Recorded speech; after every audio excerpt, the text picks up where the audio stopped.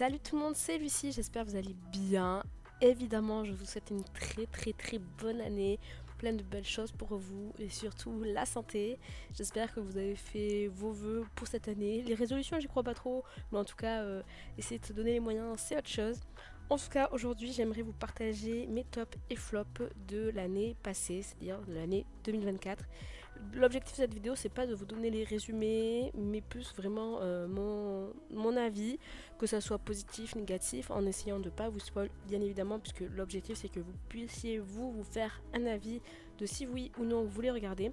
En tout cas, si vous les avez regardés, n'hésitez pas à me dire votre avis en commentaire, et moi je vous dis, c'est parti.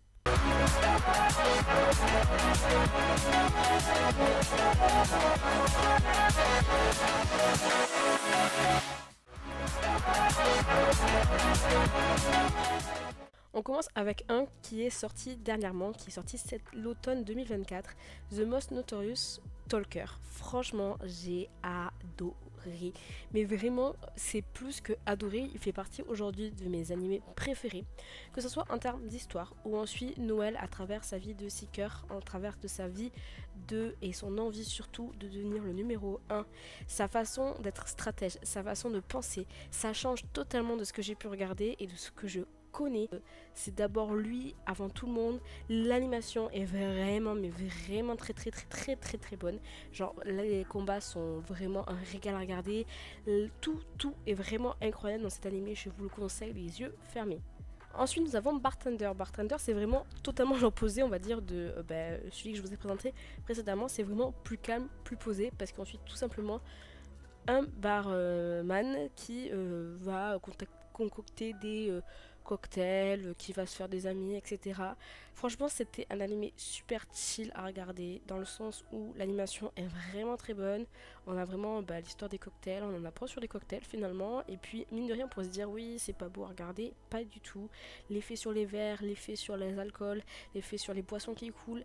Franchement, c'est un très bel animé, j'ai trouvé. Et rien que pour ça, il mérite d'être dans mon top de l'année.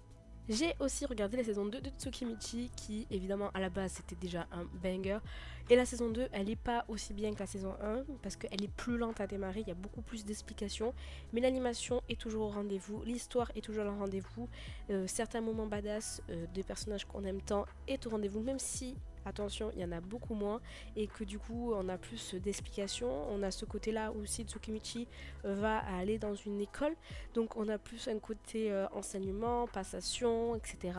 Évidemment on va retrouver les personnages qu'on adore, les personnages qu'on déteste aussi, et au moins l'histoire avance, c'est à dire que certes il y a du dialogue, il y a beaucoup de choses qui se mettent en place, mais il y a de l'avancement dans l'histoire.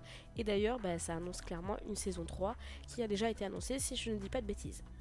Monster, pour ceux qui connaissent pas, c'est un animé qui va très vite. Et ça me suffit. C'est pour ça que d'ailleurs on regarde ce genre d'animé qui dure que 12 épisodes. Ça a été vraiment pas mal. C'est rapide, c'est efficace, l'animation est totalement classique, il n'y a pas de plus ou de moins. Disons que c'est la base et que du coup c'est pas dégueulasse à regarder, mais c'est pas non plus incroyable. Mais ce qui m'a plu, c'est l'histoire où en fait ça va très vite. C'est-à-dire qu'on passe de jour en jour, même des fois on saute plusieurs jours.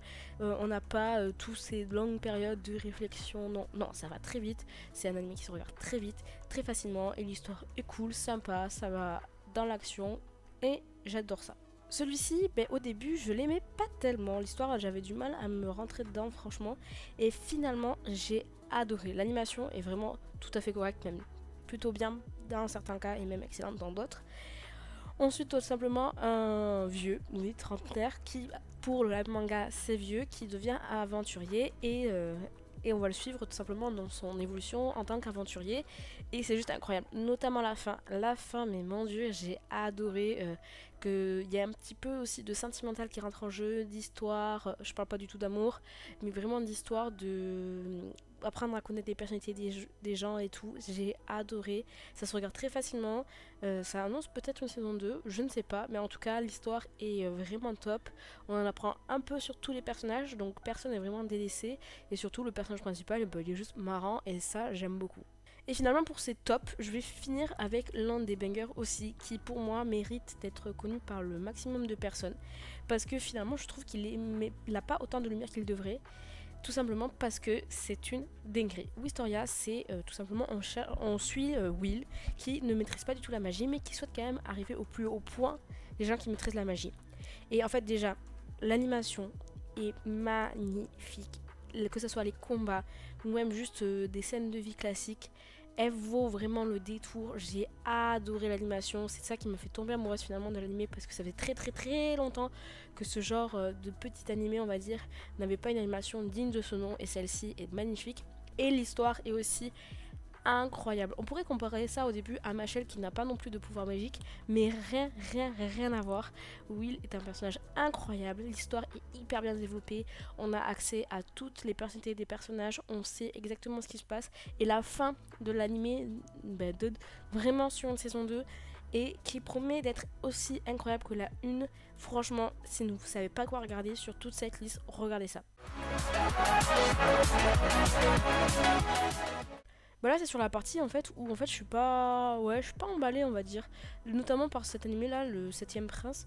Oui bon en fait déjà j'aime pas trop le fait de suivre vraiment un si jeune enfant qui évolue pas spécifiquement. L'histoire est plutôt sympa, on va pas se mentir, ce qui me dérange c'est vraiment plus l'animation, notamment l'animation des combats. J'ai pas trop accroché et encore c'est pas la pire animation que j'ai eue cette année. Bref, c'est pas un anime que je déteste, mais franchement, j'ai galéré à le finir. J'avais pas envie en fait. C'était un petit peu long, je trouve, et puis un peu redondant aussi, notamment en termes des principes qu'il y avait dans chaque épisode. Solo Leveling, oui, ça peut en étonner certains qui sont dans cette position-là et pas du tout dans un top.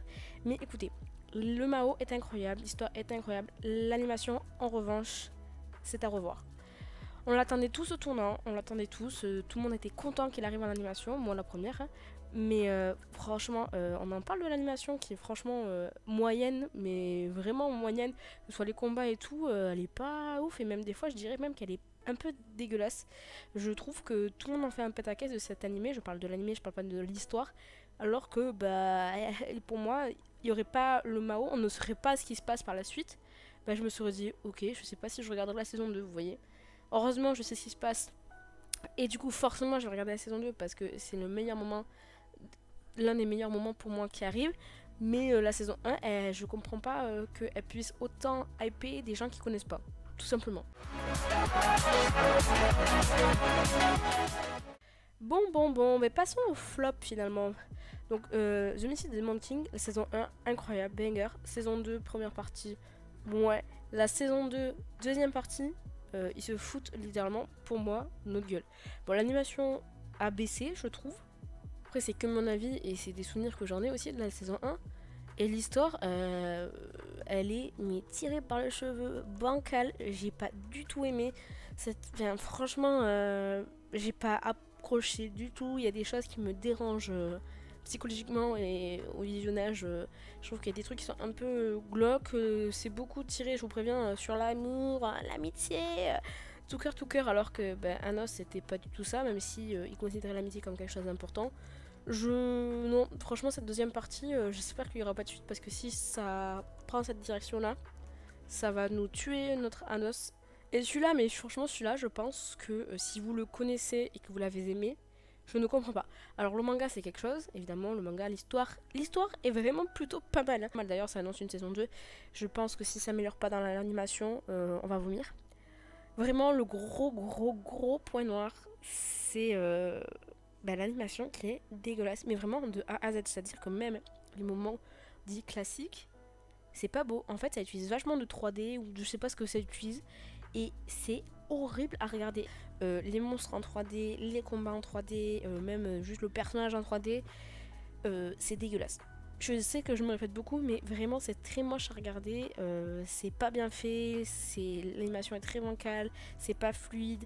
Quelqu'un comme moi qui remarque que l'animation est moche et que je dis vraiment que c'est moche, c'est vraiment que c'est vraiment mal fait dans le sens où je suis pas très regardante sur l'animation. Vous voyez, je vous présente des animés dont l'animation est dite moyenne, mais moi ça me suffit, ça me va, c'est pas grave si on n'a pas des animations comme Demon Slayer ou d'autres. J'espère que cette vidéo vous aura plu, n'hésitez pas à me partager votre avis en commentaire et surtout à me dire les animés ou l'animé qui vous a le plus marqué cette année 2024. En tout cas, j'espère que pour vous, 2025 sera une réussite. En tout cas, je croise les doigts et moi je vous dis à la semaine prochaine pour une nouvelle vidéo.